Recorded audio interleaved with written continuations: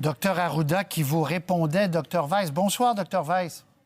Bonsoir. Alors, vous avez signé avec plusieurs autres médecins spécialistes une lettre demandant au gouvernement de rendre obligatoire le masque. Vous venez d'entendre Docteur Arruda qui dit, pour l'instant, on préfère attendre. D'abord, pourquoi vous croyez qu'on doit le rendre obligatoire et votre réaction suite à la réponse? Écoutez, pourquoi on doit le rendre obligatoire? D'abord parce que c'est la seule mesure qui actuellement a été démontrée comme étant la plus efficace pour réduire la transmission d'un virus qui se transmet principalement par les voies respiratoires. Donc, on parle du lavage des mains. Bien sûr, on encourage le lavage des mains, mais il n'y a aucune étude qui montre que le lavage des mains a une quelconque efficacité pour réduire la transmission de la COVID-19. C'est très bon pour le Clostridium difficile, c'est très bon pour des virus de gastro-entérite, on le sait, mais pour celui-là en particulier, ça fait partie des mesures générales, mais aucune étude. Le masque, par contre, il y a à peu près 128 pays qui ont instauré le masque de façon obligatoire. La majorité de ces pays-là, pour beaucoup, ont bien maîtrisé, il y en a qui ont même très bien maîtrisé l'épidémie, ce qui est très loin d'être le cas au Québec, puisqu'on est actuellement, il faut faire le bilan un peu de la première vague, on est littéralement quasiment les pires dans le monde occidental, ou certainement parmi les 2-3 pires. Alors, il faut certainement se poser des questions sur ce qu'on pourrait améliorer. Alors, comme on n'a pas de vaccin et on n'a pas de médicaments qu'on pourra donner en prophylaxie, et qu'il y a plusieurs études qui recommandent le port du masque universel, que beaucoup de recommandations venant du CDC, qui est l'organisme américain très réputé et qui est très crédible, de l'ECDC, qui est le pendant américain, mais de la communauté européenne, de l'Union européenne, d'autres organisations qui ont fait des études comme les gens de l'université Yale, des méta-analyses, donc des études qui ont été publiées, dont une dans le Lancet, et même si on sait que le Lancet a pu être controversé récemment, cette étude avait été très bien faite. Si on met tout ça ensemble, je pense que, vous savez, on a le feu dans la maison et on se demande encore s'il faut appeler les pompiers. Alors, je pense que si on veut continuer un déconfinement adéquat, il va falloir porter un masque. Alors, quand on dit obligatoire, ça veut dire qu'il faut que ce soit très fortement encouragé. La santé publique joue sur les mots depuis longtemps au Québec. On voit qu'actuellement, ça n'a pas changé grand-chose, malheureusement, sur le nombre de décès. On a vu les cas diminuer principalement dû à d'autres facteurs, entre autres le confinement. Là, on va déconfiner. On a vu des pays qui ont réussi beaucoup mieux que ce qu'on a fait, qui, dès qu'ils déconfinent, ont commencé à avoir une augmentation du nombre de cas. Et ces pays ont déjà institué depuis très longtemps le port du masque universel. Donc, il ne faudrait pas que ça devienne un port, je dirais, policier du masque, dans le sens que si vous ne portez pas votre masque, on va vous arrêter ou vous mettre une amende. Mais je pense qu'il va falloir que ce soit fait de façon intelligente, de favoriser le port universel du masque, d'expliquer aux gens. Et puis même, au contraire, je pense que même la police, qui d'ailleurs a beaucoup travaillé comme premier répondant, vous savez, les policiers ont fait partie du travail qui a été fait durant cette première vague, pourrait même distribuer les masques plutôt que de donner des amendes ou quoi que ce soit. Donc quand je dis obligatoire, il faut comprendre que ça devra pas, c'est surtout pas dans un contexte policier. Si vous n'avez pas votre masque, on va vous arrêter ou vous donner une amende. Au contraire, je pense que c'est plutôt dans un contexte d'explication à la population générale que là, on ne veut plus retourner en confinement, on ne veut plus retourner où on était, on veut profiter de la réouverture de la vie normale. Et donc, le masque est une façon de réduire considérablement la transmission. Comme Alors, Toronto.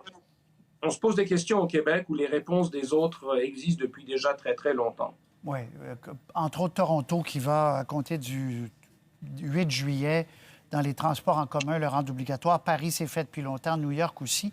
Mais je reviens sur quelque chose que vous avez dit, Dr. Weiss. Vous avez dit on est parmi les pires sur la planète. Est-ce que notre lourd bilan, et il est lourd au Québec, n'est pas presque entièrement expliqué par la situation dans les résidences pour personnes âgées? Mais vous savez, on peut essayer de l'expliquer par tout ce qu'on veut. Il n'empêche que malheureusement, il y a aussi des gens qui sont décédés qui n'étaient pas des personnes âgées. Et oui, les personnes âgées ont malheureusement été un très gros poids, mais il ne faut pas oublier non plus qu'il y a beaucoup de gens qui ne sont pas décédés. Il y a eu plus de 50 000 cas au Québec qui sont toujours vivantes aujourd'hui, mais qui ont beaucoup de mal à s'en sortir, qui ont besoin de soins de réhabilitation, qui ne sont pas retournés à leur état pré-COVID. Donc, ces gens-là ne sont pas comptabilisés, si vous voulez, dans les problèmes secondaires à la COVID, mais ils existent bien. Alors, 50 000 cas au Québec, plus de 50 000 cas si on se compare par exemple à la Colombie-Britannique, à l'Alberta et même à l'Ontario. Donc là, on a des provinces canadiennes, on vit dans le même pays, on a des systèmes de santé qui sont similaires, qui se ressemblent beaucoup, avec un accès qui est pareil. Je comprends qu'il y a des différences avec les États-Unis, pas beaucoup, mais il y en a. Il y a quelques différences avec les pays européens, mais pas beaucoup, mais il y en a. Mais finalement, on a à peu près le même bilan que la Suède, avec une population similaire, mais qui a fait beaucoup moins de confinement que nous. Donc, si on a beaucoup critiqué le modèle suédois, ce qui est vrai, les Suédois comparés aux Norvégiens, aux Danois et aux Finlandais, aux pays scandinaves, ont très mal fait. Mais finalement, nous, on a aussi mal fait que les Suédois, mais en ayant confiné comme les Finlandais. Bon. Donc, il faut se poser la question de qu'est-ce qui n'a pas fonctionné. Je reviens sur les masques. Donc, la réponse de Dr Arruda ne vous satisfait aucunement? Non, écoutez, ce n'est pas une question qu'elle me satisfait ou qu'elle ne me satisfait pas. Je pense que l'idée, c'est d'exprimer son opinion en regardant ce qui a été publié dans la littérature scientifique, en regardant ce qui a été fait dans des pays qui ont très bien réussi.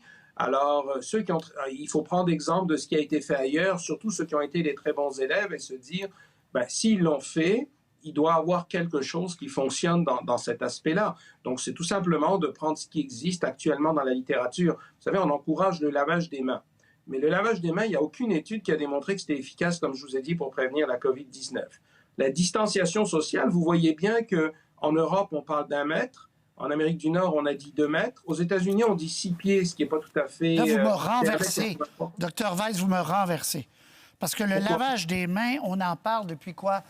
13 semaines ensemble, les gens nous assomment. On n'a plus de jointure tellement qu'on se lave les mains. Et vous me dites, là, jour 88, je ne sais pas. Non, mais vous me dites que le lavage des mains, il n'y a rien qui nous montre que ça aide? Non, je vais préciser encore une fois. Oui, s'il vous plaît. Regardez, le lavage des mains, c'est très important. Les gens ne doivent pas dire Carl Weiss a dit que le lavage des mains n'est pas important. C'est pas ça. Le lavage des mains, c'est très important dans ce qu'on appelle un ensemble de mesures qu'on prend et qu'on met en place pour réduire les infections de façon générale. C'est ça qu'il faut sortir. Mais pour la COVID-19, spécifiquement, si vous avez le choix entre vous laver les mains et mettre un masque, il n'y a pas d'études qui ont dit les 200 personnes qui se sont lavées continuellement les mains et beaucoup plus fréquemment, il n'y en a pas beaucoup qui ont attrapé la COVID, puis les 200 qui ne se sont pas lavé les mains, eux ont attrapé la COVID. On sait que la COVID, ce n'est pas une transmission par contact direct ou indirect. En maladies infectieuses, je suis spécialiste en maladies infectieuses, on apprend ça très rapidement. Le lavage des mains, c'est pour la transmission de maladies qui sont surtout par contact direct ou indirect. Donc, je touche des surfaces qui sont contaminées et je me contamine à mon tour. Donc, par exemple, le Clostridium difficile, l'ERV, ce qu'on appelait des bactéries résistantes, le lavage des mains, c'est fondamental. Dans les hôpitaux, c'est extrêmement important. Mais pour les infections respiratoires, le lavage des mains, c'est un rôle moins important que le masque. Parce que, principalement, la transmission se fait par des gouttelettes. Donc, si je vous parle, je suis proche de vous, je vous parle, je vous envoie des gouttelettes dans la face, et si j'ai des microbes, vous risquez de les attraper. Alors, ce que je veux dire, c'est que on n'encourage pas le masque, et c'est pas juste moi qui le dis, mais il y a d'autres personnes qui le disent. Vous avez vu qu'il y a eu beaucoup de signataires dans cette... Oui, puis, bien sûr. Et des gens de milieux très différents. Et tout le monde dit, écoutez, le lavage des mains, il n'y a personne qui dit qu'il faut arrêter le lavage des mains.